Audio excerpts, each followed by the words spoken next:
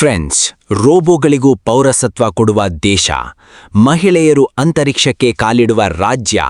ಆದರೆ ಯಾವುದೇ ಸಣ್ಣ ತಪ್ಪು ಮಾಡಿದರೂ ಜೀವನದ ಕೊನೆಯವರೆಗೂ ಕತ್ತಲ ಗುಹೆಯಲ್ಲಿ ಕೊಳೆಯಬೇಕಾದ ಕಠಿಣ ಕಾನೂನುಗಳ ನೆಲೆ. ಇದು ಒಂದು ಕಡೆ. ಮತ್ತೊಂದು ಕಡೆ ನಿಶ್ಶಬ್ದವಾಗಿ ನಿಂತಿರುವ ಮರಳು ದಿನ್ನೆಗಳು.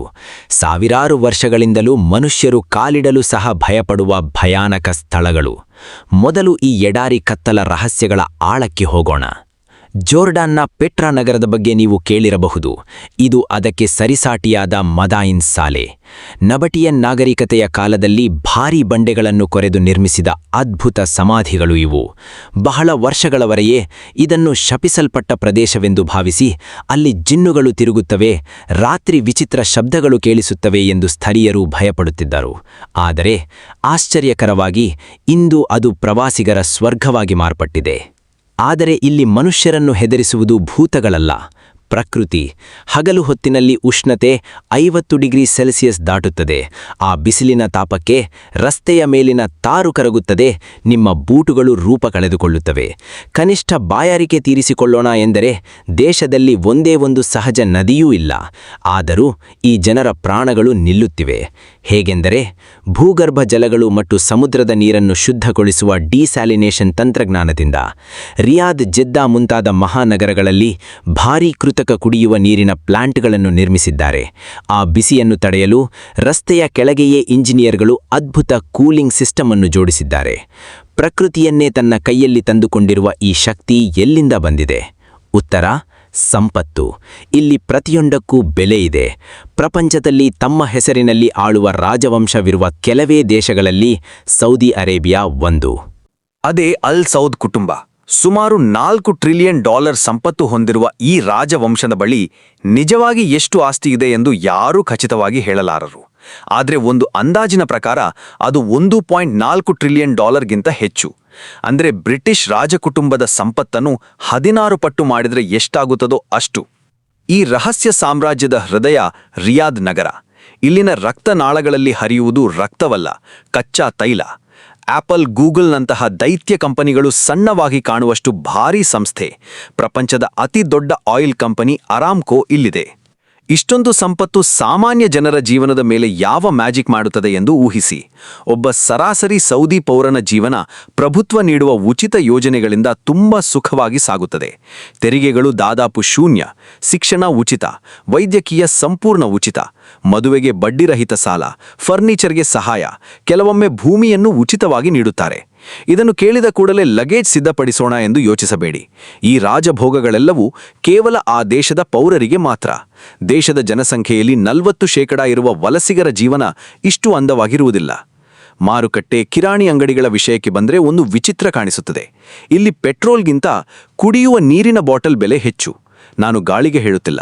2024-25 ಲೆಕ್ಕದ ಪ್ರಕಾರ ಲೀಟರ್ 95 ಆಕ್ಟೇನ್ ಪೆಟ್ರೋಲ್ ಬೆಲೆ ಕೇವಲ $2.33 ರಿಯಾಲ್, ನಮ್ಮ ಕರೆನ್ಸಿಯಲ್ಲಿ ಸುಮಾರು ₹60. ನೀವು ಒಂದು ಕಾಫಿ ಕುಡಿಯುವ ವೆಚ್ಚದಲ್ಲಿ ಕಾರಿನ ಟ್ಯಾಂಕ್ ತುಂಬಿಸಿಕೊಳ್ಳಬಹುದು.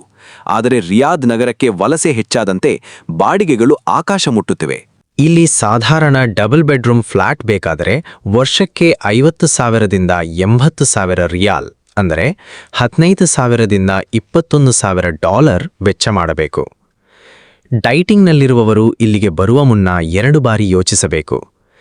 ಕೇಸರಿಗೆ ಬೆರೆಸಿದ ಅಕ್ಕಿಯ ಮೇಲೆ ಭಾರಿಗೆ ಸುಟ್ಟ ಮಾಂಸ ಹಾಕಿ ನೀಡುವ ರಾಜಸಿಕ ಭೋಜನ ಕಬ್ಸಾ ಇಲ್ಲಿನ ರಾಷ್ಟ್ರೀಯ ವ್ಯಂಜನ.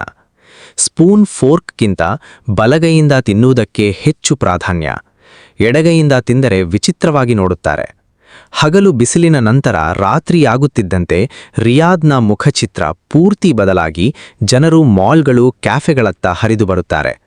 ವಿಶೇಷವಾಗಿ ತಾಲಿಯಾ ಸ್ಟ್ರೀಟ್ನಲ್ಲಿ ಯುವಕರು ಕಾಫಿ ಕುಡಿದುಕೊಂಡು ಲಕ್ಸುರಿ ಕಾರುಗಳಲ್ಲಿ ಮಾಡುವ ಸಂಚಲನ ಅಪಾರ. ಇಲ್ಲಿ ಕಾರುಗಳು ಪ್ರಯಾಣಕ್ಕಲ್ಲ, ಸ್ಥಾನಮಾನದ ಸಂಕೇತ. ಸುಮಾರು $80,000 ಇರುವ ಟೊಯೋಟಾ ಲ್ಯಾಂಡ್ ಕ್ರೂಸರ್ ಅನ್ನು ಡೆಸರ್ಟ್ ಕಿಂಗ್ ಎಂದು ಕರೆದುಕೊಂಡು ಸಮಾಜದಲ್ಲಿ ತಮ್ಮ ಸ್ಥಾನವನ್ನು ಸಗರ್ವವಾಗಿ ತೋರಿಸುತ್ತಾರೆ. ದುಬೈಗೆ ಎಳೆಯೂ ಕಡಿಮೆ ಇಲ್ಲದಂತೆ ಮೆಕ್ಲಾರನ್, ಫೆರಾರಿ, ಬುಗಾಟಿ ಮುಂತಾದ ಲಕ್ಸುರಿ ಕಾರುಗಳು ಎಲ್ಲೆಂದರಲ್ಲಿ ಕಾಣಿಸುತ್ತವೆ.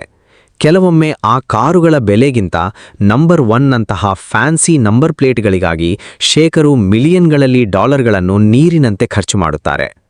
ಆದರೆ ಈ ಲಕ್ಸರಿ ಜೀವನದ ಹಿಂದೆ ಒಂದು ಭಯಾನಕ ವಾಸ್ತವ ದಾಕ್ಷಿಣ್ಯವಾಗಿ ಅಡಗಿದೆ. ಯಾವುದೇ ಸಣ್ಣ ತಪ್ಪು ಮಾಡಿದರೂ ಜೀವನದ ಕೊನೆಯವರೆಗೂ ಕತ್ತಲ ಗುಹೆಯಲ್ಲಿ ಕೊಳೆಯಬೇಕಾದ ಕಠಿಣ ಕಾನೂನುಗಳ ನೆಲೆ ಇದು. ಸೌದಿ ಅರೇಬಿಯಾದಲ್ಲಿ ನೇರದ ದರ ತುಂಬಾ ಕಡಿಮೆ. ಕಾರಣ, ಇಲ್ಲಿ ಕಠಿಣ ಶರಿಯಾ ಕಾನೂನುಗಳ ಶಿಕ್ಷೆಗಳನ್ನು ನೋಡಿದರೆ ಯಾರಿಗಾದರೂ ನಡುಕ ಹುಟ್ಟುತ್ತದೆ. ಕಳ್ಳತನ, ಡ್ರಗ್ಸ್ ಸ್ಮಗ್ಲಿಂಗ್ ಅಥವಾ ಹತ್ಯೆ ಮುಂತಾದವು ಮಾಡಿದರೆ ಚಾಪ್ ಸ್ಕ್ವೇರ್ ಎಂದು ಕರೆಯುವ ಸ್ಥಳಗಳಲ್ಲಿ ಬಹಿರಂಗವಾಗಿ ಗಲ್ಲು ಹಾಕುವಂತಹ ಶಿಕ್ಷೆಗಳು ಅನುಷ್ಠಾನಗೊಳ್ಳುತ್ತವೆ. ಇವು ಕಥೆಗಳಲ್ಲ, ನಿಜ. ಇನ್ನು ಮದ್ಯ ಪೂರ್ತಿ ನಿಷೇಧ.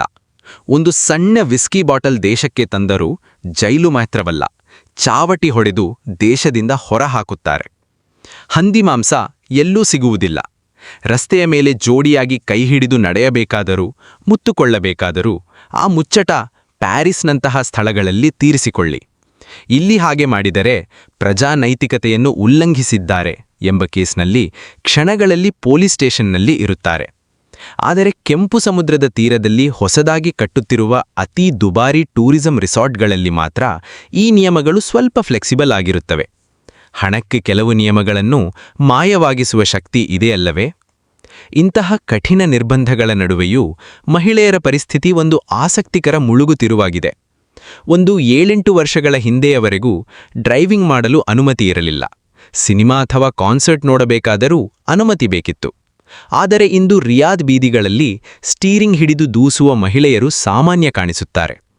ರಯಾನಾ ಬರ್ನಾವಿ ಎಂಬ ಸೌದಿ ಮಹಿಳೆಯಂತೂ ಅಂತರಿಕ್ಷಕ್ಕೆ ಹೋಗಿ ಹೊಸ ಇತಿಹಾಸ ಸೃಷ್ಟಿಸಿದ್ದಾಳೆ. ಇದೆಲ್ಲವೂ ಅವರ ವಿಷನ್ 2030 ಪ್ರಾಜೆಕ್ಟ್ನ ಭಾಗ. ವಿದೇಶಿ ಮಹಿಳೆಯರಿಗೆ ಹಳೆಯ ಕಾಲದ ಕಪ್ಪು ಬುರ್ಖಾ, ಅಬಾಯ ನಿಯಮ ತೆಗೆದುಹಾಕಿದ್ದಾರೆ. ಸ್ಥಳೀಯ ಮಹಿಳೆಯರು ಬಣ್ಣ ಬಣ್ಣದ ಮಾಡರ್ನ್ ಡಿಸೈನ್ ಅಬಾಯಗಳನ್ನು ಧರಿಸುತ್ತಿದ್ದಾರೆ. ಆದರೂ ನಾಣ್ಯದ ಇನ್ನೊಂದು ಮುಖ ನೋಡಬೇಕು. ಪುರುಷ ಪ್ರಭುತ್ವ ಕೊಂಚ ಕಡಿಮೆಯಾದರೂ ಕುಟುಂಬ ಸಂಪ್ರದಾಯಗಳ ಪ್ರಭಾವ ಇನ್ನೂ ಬಲವಾಗಿದೆ.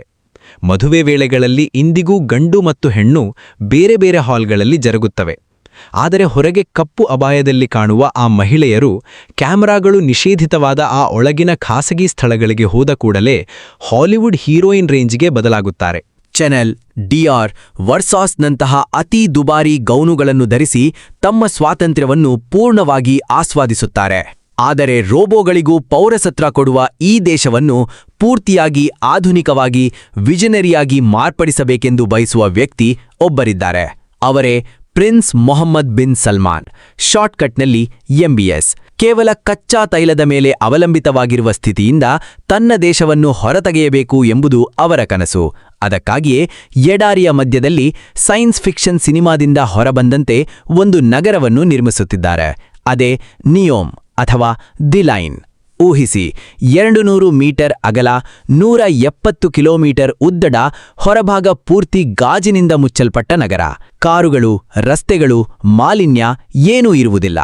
ಒಳಗೆ ಫ್ಲೈಯಿಂಗ್ ಟ್ಯಾಕ್ಸಿಗಳು, ಕೊನೆಗೆ ಒಂದು ಕೃತಕ ಚಂದ್ರನೂ ಇರುತ್ತಾನೆ ಎಂದು ಹೇಳುತ್ತಾರೆ. ನಿರ್ಮಾಣ ಕಾರ್ಯಗಳು ಈಗಾಗಲೇ ಆರಂಭವಾಗಿವೆ.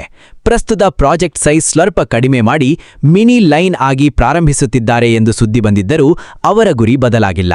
ಇವುಗಳಿಗಿಂತ ಕ್ರೇಜಿ ವಿಷಯ ಟ್ರೋಜಿನಾ. ಎಡಾರಿಯ ಮಧ್ಯದಲ್ಲಿ ವಿಂಟರ್ ಒಲಿಂಪಿಕ್ಸ್ಗಾಗಿ ಒಂದು ಸ್ಕೀಯಿಂಗ್ ರಿಸಾರ್ಟ್ ನಿರ್ಮಿಸುತ್ತಿದ್ದಾರೆ. ಹೊರಗೆ 40 ಡಿಗ್ರಿ ಬಿಸಿಲು ಕಾಯುತ್ತಿರುವಾಗ ಬೆಟ್ಟದ ಮೇಲೆ ಕೃತಕ ಹಿಮದ ಮೇಲೆ ಸ್ಕೀಯಿಂಗ್ ಮಾಡುವುದೇನು? ಕೇಳಲು ಹುಚ್ಚುತನವಾಗಿ ಕಾಣುವುದಾದರೂ ನೀವು ಕೇಳಿದ್ದು ನಿಜ.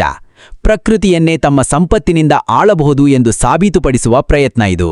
ಸೌದಿ ಅರೇಬಿಯಾದ ಬಗ್ಗೆ ನಿಮ್ಮ ಹಳೆಯ ಅಭಿಪ್ರಾಯಗಳನ್ನು ಪೂರ್ತಿಯಾಗಿ ಬದಿಗಿಡಿ. ಏಕೆಂದರೆ ನಿಮಗೆ ತಿಳಿದಿರುವುದು ಒಂದಾದರೆ ಇಲ್ಲಿ ನಡೆಯುತ್ತಿರುವುದು ಬೇರೆ.